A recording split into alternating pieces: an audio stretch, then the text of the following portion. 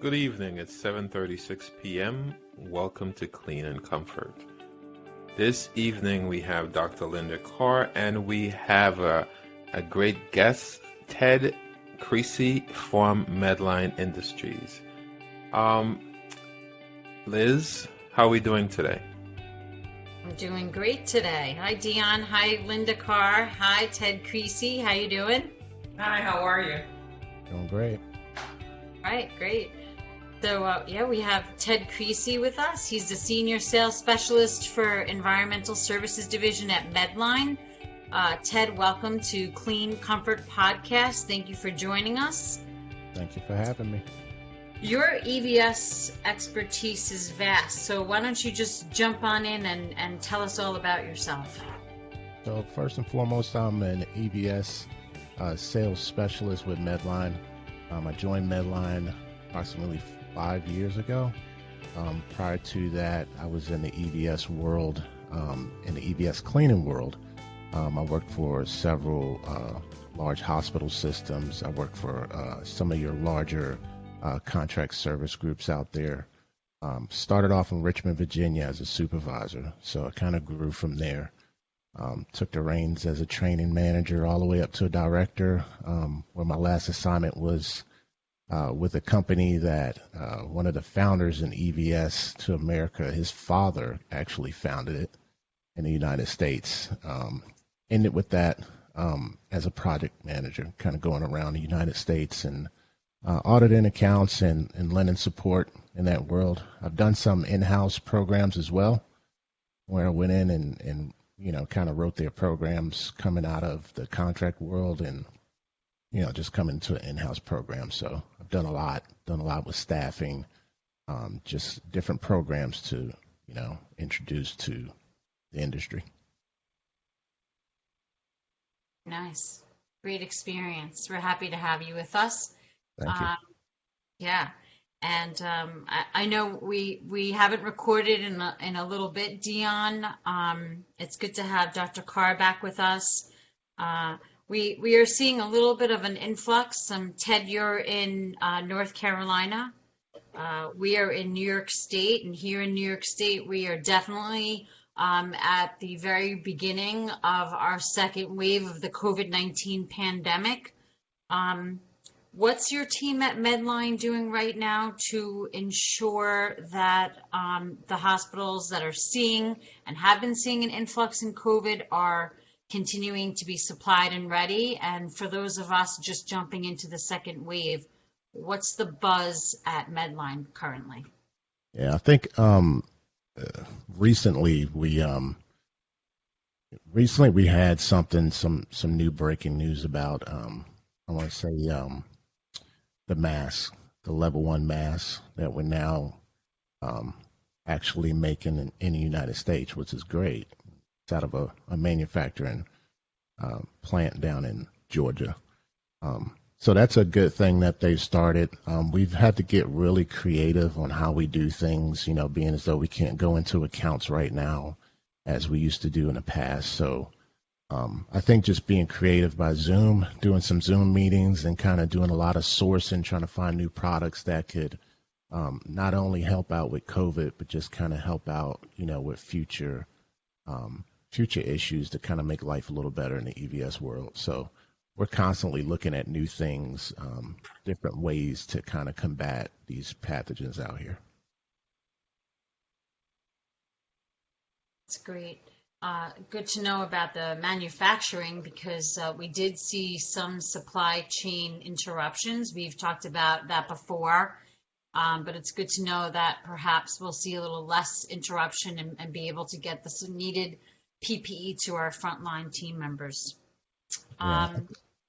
Yeah, go ahead, Ted. Sorry. I think the big part, the misconsumption is that it's not necessarily the actual product, it's the raw product that it takes to manufacture what we need, and a lot of those products are sourced around the world. So that's where sometimes it comes into a state whereas you get this huge influx of facilities that need more because we're now supplying other facilities that that don't typically get a certain product.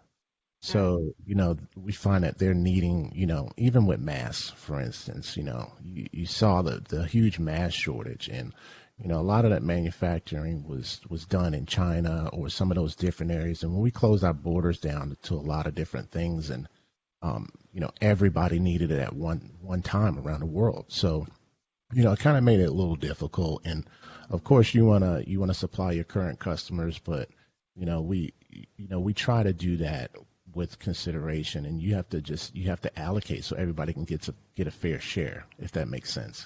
So, we've done a lot of that. The DPA was put in place, and the government starts taking supplies away to trying to allocate it to places that really need it. So some of that happened.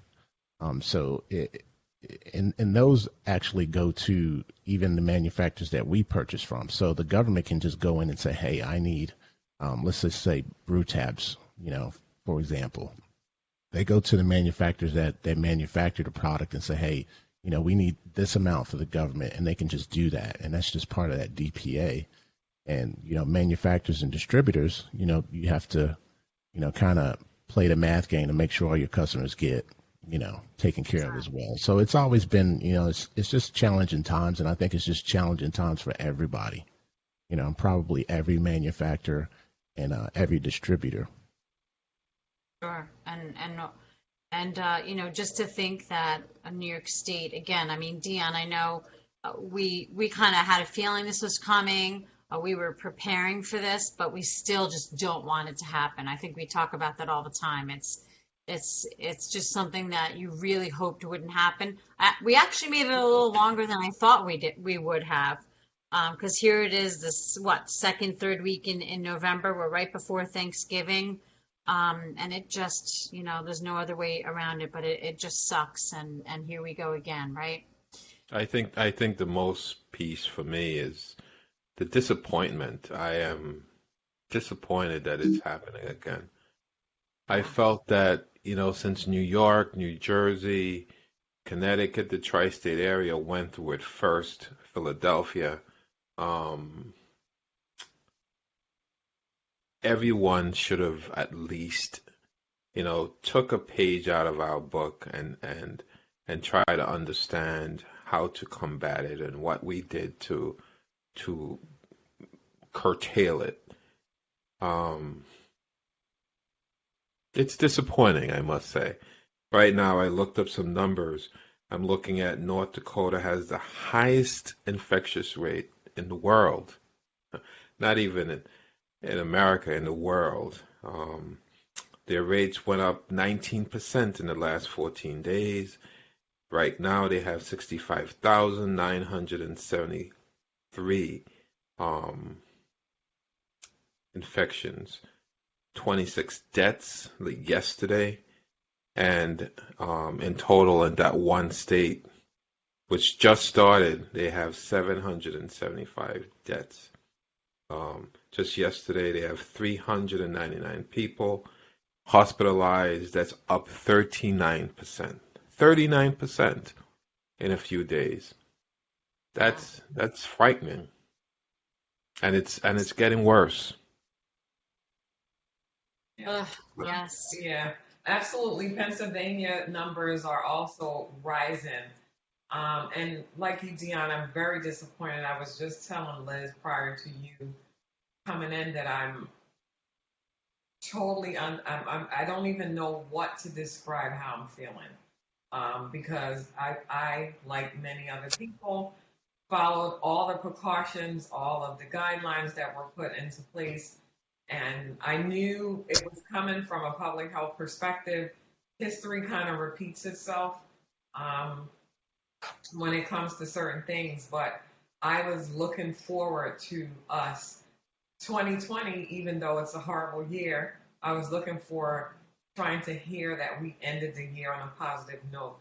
In Pennsylvania right now, I looked up numbers before the meeting as well.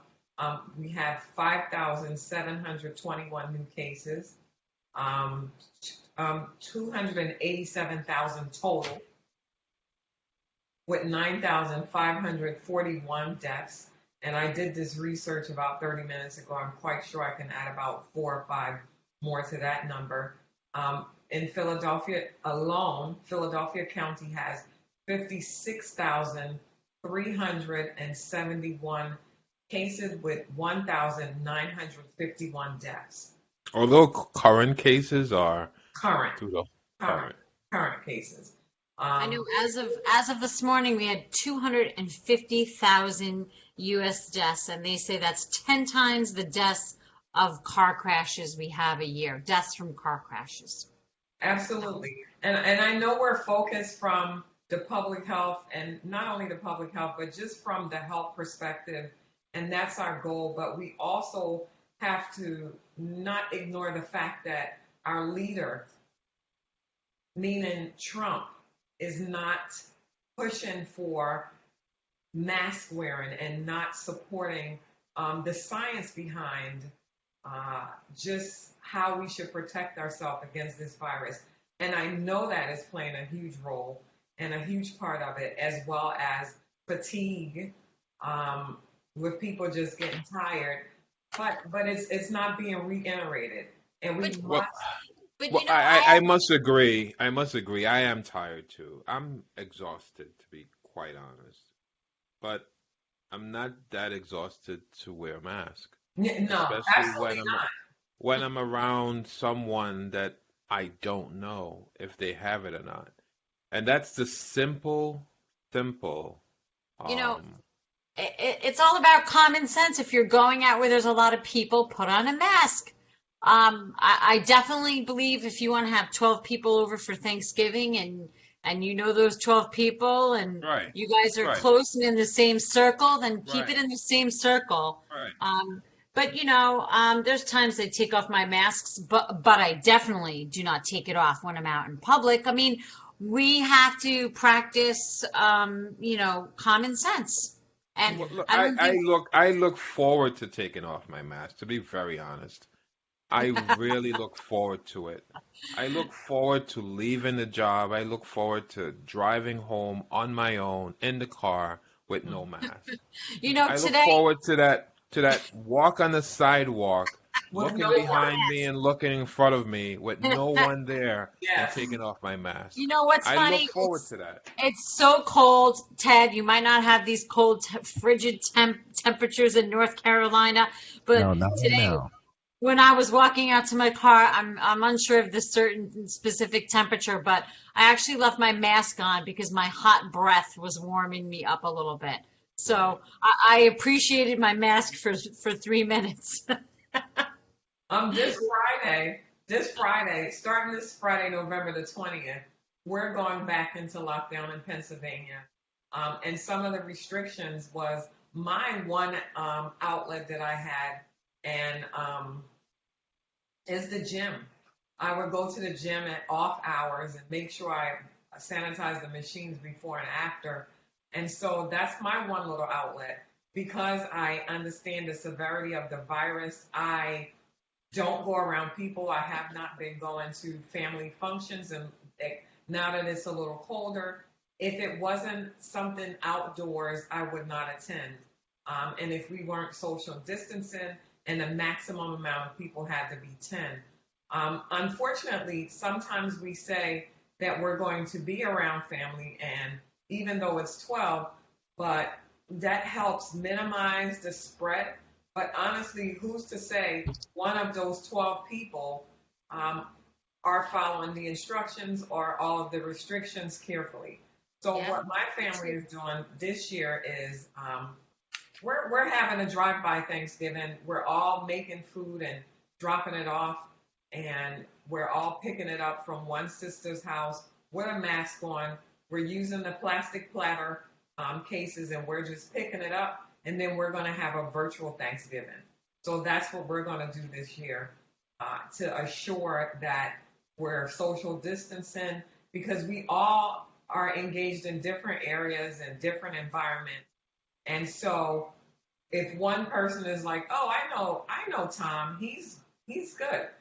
And we go around Tom, and Tom has been around John, Jane, and Sue, who he thought was good, but they were exposed to someone else who may have had the virus.